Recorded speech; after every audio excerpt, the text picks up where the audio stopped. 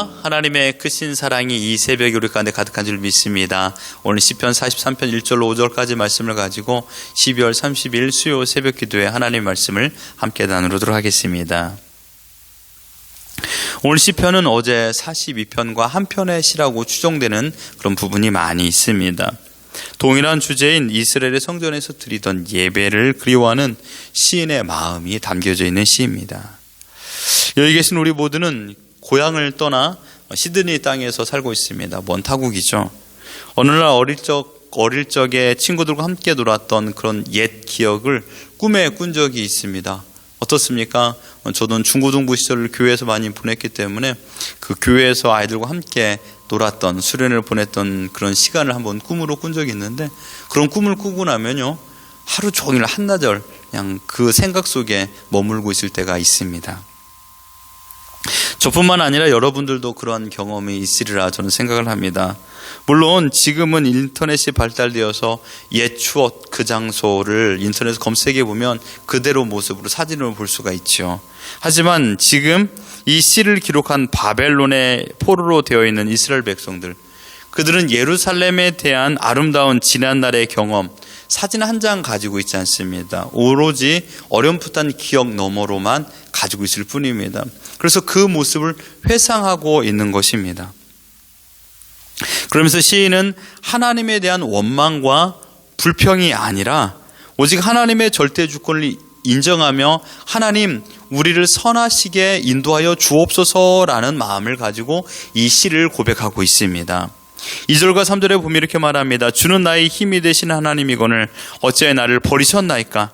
내가 어찌하여 원수의 억압으로 말미암아 슬프게 다니나이까? 주의 빛과 주의 진리를 보내시어 나를 인도하시고 주의 거룩한 산과 주께서 계시는 곳에 이르게 하소서.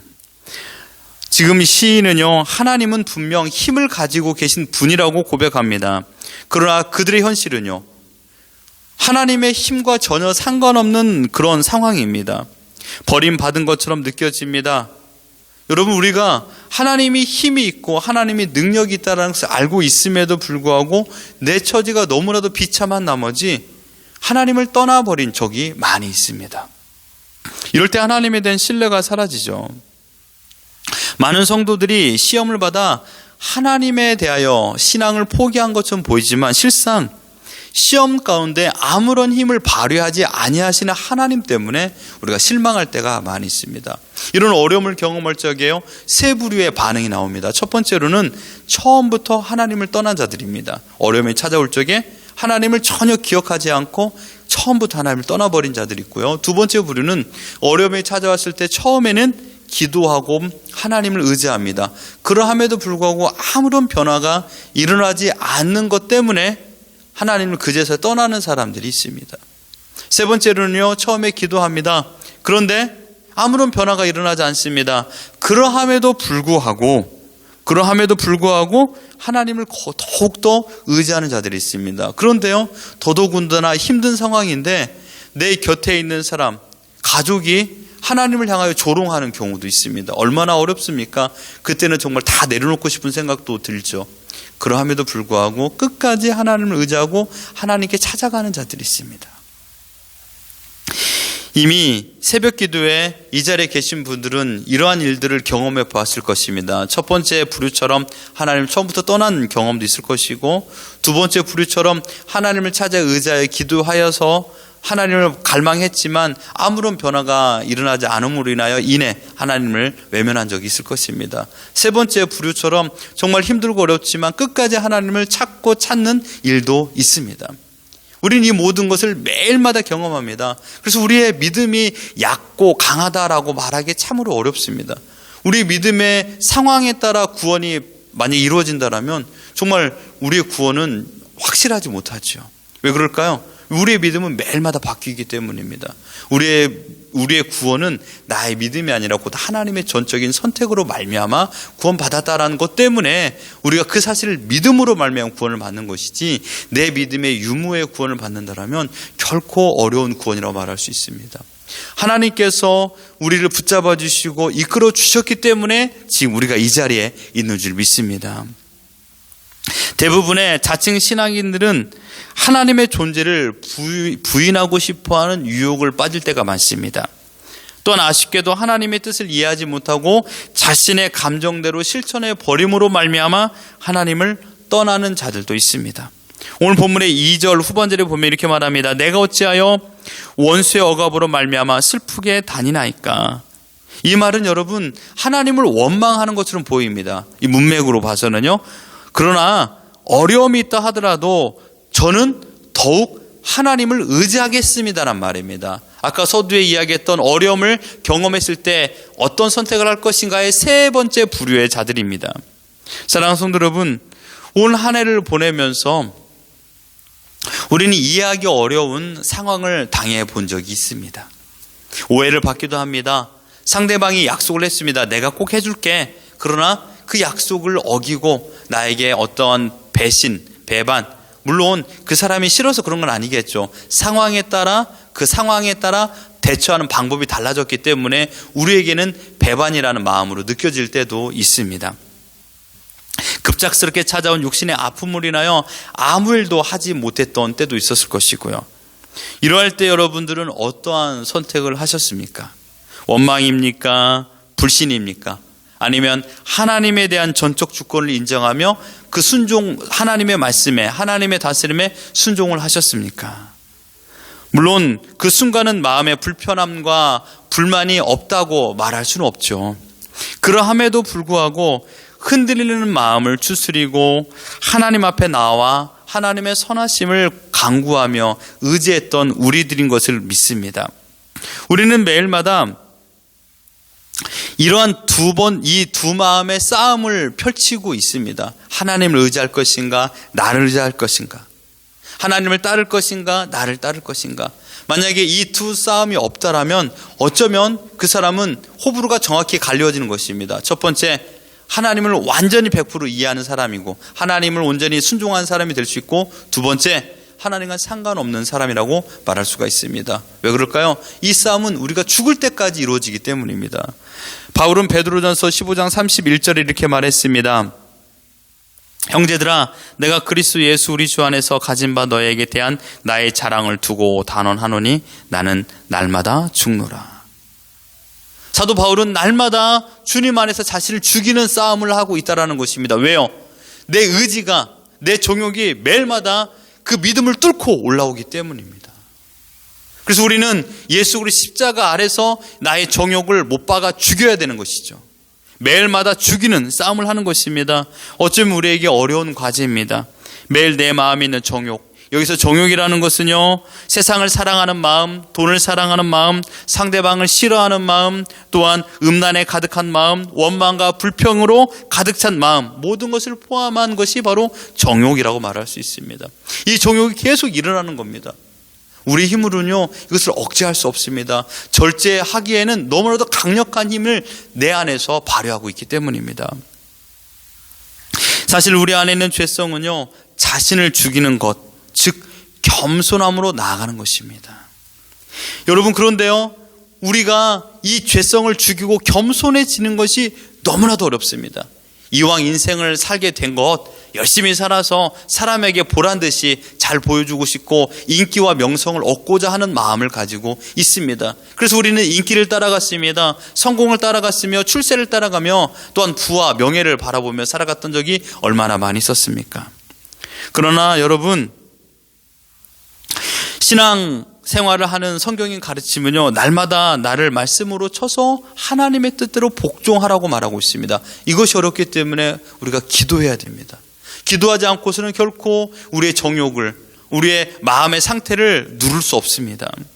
날마다 죽여야 하니 어떻게 신앙생활이 재미가 있겠습니까? 그러나 여러분, 신앙생활은 나를 위하여 하는 놀이문화가 아닙니다. 신앙생활은 생명이 달려있는, 인생에서 가장 중대한 대사명이 달려있기 때문에 결코 신앙생활을 재미로 나의 만족과 사람을 기쁘게 하기 위해서 하는 것이 될 수는 없습니다. 지금 내 발 앞에 있는 어려운 현실의 문제는 어쩌면 나를 버리고 나의 교만을 버리고 겸손함으로 하나님의 인도하심을 선택할 수 있는 조루의 찬스라고 저는 생각합니다.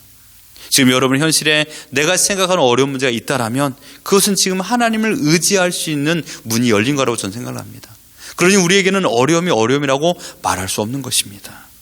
어떤 분이 이런 얘기를 했습니다. 선택할 수 있는 것이 어쩌면 은혜입니다. 아니, 선택할 수 없는 것이 저에게는 은혜였습니다 라고 말했습니다. 왜냐하면 원망하거나 불평하거나 세상의 방법을 선택하는 것은 사치였습니다. 왜냐하면 더 이상 선택할 수도 없었고 원망과 불평할 수 있는 상황도 아니었기 때문에 오로지 자기가 할 수 있는 유일한 선택은 하나님 앞에 나와 기도하는 것뿐이 없다라고, 하나님 살려주십시오라고 기도할 수밖에 없다라고 했던 그 길로 하나님께서 이끌어갔다라는 것, 그러니 그것이 은혜였다라고 말했습니다.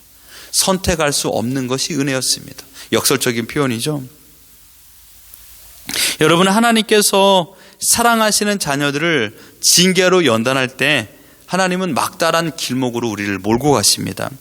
하지만 결코 그 막다른 길목에 두려워하지 않는 것은 5절에 말하고 있습니다. 그가 나타나 도우심으로 말미암아 내 하나님을 여전히 찬송하리로다. 그렇습니다. 나의 의지와 나의 결단과 나의 경험을 여러분 신뢰해서는 안 됩니다. 가장 약한 것이 무엇입니까? 내 마음입니다. 가장 약한 것이 내 의지입니다. 가장 약한 것이, 가장 부족한 것이 나의 경험과 지식입니다. 내가 나를 구원해낼 능력이 없죠. 하나님이 내 아버지라는 사실 하나만으로도 우리는 감옥에서 찬양을 불렀던 사도 바울의 모습을 기억해야 됩니다. 약함이 곧 강함이 됐다. 왜? 내 약함으로 인하여 하나님의 일하심을 경험하기 때문입니다. 내 약한 그 순간 내 약함을 하나님께 고백함으로 말미암아 하나님께서 모든 걸 책임져 주시기 때문에 바울은 결코 간수의 손에서 열쇠를 빼낼 능력이 없었습니다. 옥문을 어떻게 열 수 있습니까? 그러나 하나님께서 그의 모든 걸 허락해 주심으로 말미암아 그는 그곳에서 자유의 몸을 가지고 나오지 않았습니까? 사랑하는 성도 여러분, 성경에서 우리에게 가르쳐주고자 하는 한 가지는 무엇입니까? 바로 어떠한 상황에서든지 하나님의 사랑, 하나님은 너를 사랑한다라는 말씀입니다. 우리를 사랑하셔서 독생자 아들 예수 그리스도를 보내주셨습니다. 그 사랑을 완성하기 위하여 십자가에 달려 죽으심으로 말미암아 하늘을 향한 문설주의 피를 바름으로 우리는 구원의 놀라운 은혜를 경험하게 되었습니다. 지금도 변함없이 성령 하나님께서 내 안에 내주하심으로 말미암아 하나님의 사랑과 예수 그리스도의 십자가를 깨닫게 하시고 그 말씀을 생각나게 하여 주셨습니다. 그러므로 구원은 삼위일체 그 성부 성자 성령의 이 연합 사역, 하나됨 사역을 우리에게 보여주고 있는 것입니다. 그 이유는 무엇입니까? 하나님께서 우리를 사랑하시기 때문입니다. 지금 포로된 그 백성의 눈과 귀가 분명 세상의 어둠과 힘듦으로 갇혀있는 건 사실입니다. 그러나 그 마음속에 있는 지난날 나를 지켜주신 하나님의 사랑과 돌봄은 바벨론의 손이 그 마음에 주신 평안을 빼앗아갈 수 없습니다. 왜요? 하나님께서 그 마음을 지켜주고 있는 줄 믿습니다. 내 인생의 성공과 만족 그리고 실패와 어려움, 이 모든 것을 하나님 아버지께 내어 맡기셔야 됩니다. 지금의 형편에 있는 모든 것조차도 내가 지금 어떤 상황이 있든지 내 형편을 아시는 하나님, 오늘 불렀던 찬양처럼 하나님의 은혜로 이 쓸데없는 자 우리를 왜 구속하여 주심으로 말미암아 우리가 구원의 감격을 누렸는지 우리는 알 사람이 없습니다. 왜 우리를 선택하여 주셨는지도 알 수 없는 것이죠. 그러므로 말미암아 원망과 불평의 상황에서도 하나님은 지금도 일하시고 계십니다. 나의 절망의 끝자락에도 하나님께서는 나에게 구원의 손을 내밀어 주셨고 나를 붙잡아 주셨습니다. 그 끝자락에서도 우리를 향하신 하나님의 강력한 사랑의 눈은 일순간도 눈을 떼지 아니하시고 우리를 지켜보시고 계신 하나님이십니다. 저는 성경에서 말씀하고 계신 하나님 아버지의 돌봄의 은혜를 너무나도 사랑합니다. 주의 옷자락으로 나를 덮어주심으로 진정한 위로와 평안을 베풀어 주시기 때문입니다. 정말 우리의 진정한 기쁨이 되신 하나님, 우리에게 영원한 생명을 주신 하나님, 은혜를 베푸신 하나님을 바라보십시오. 현실과 타협하지 마십시오. 힘듦에 있다 할지라도 나를 노예 삼으려고 만들고 있는 것이 돈인지 명예인지 명성인지 인기인지 아니면 어떠한 것인지 저는 알 수 없습니다. 그러나 지난날 우리는 살아봤듯이 그것이 진정으로 우리에게 자유를 주지 못하는 것을 경험해 봤습니다. 우리에게 진정한 평안과 안정과 행복과 사랑을 주시는 것은 단 하나, 오직 하나님의 은혜인 줄 믿습니다. 그 은혜를 붙잡고 그 은혜의 인도하심을 따라 살아가는 그리스도의 제자로 오늘을 살아가는 우리 모두가 되기를 예수 그리스도 이름으로 축원합니다.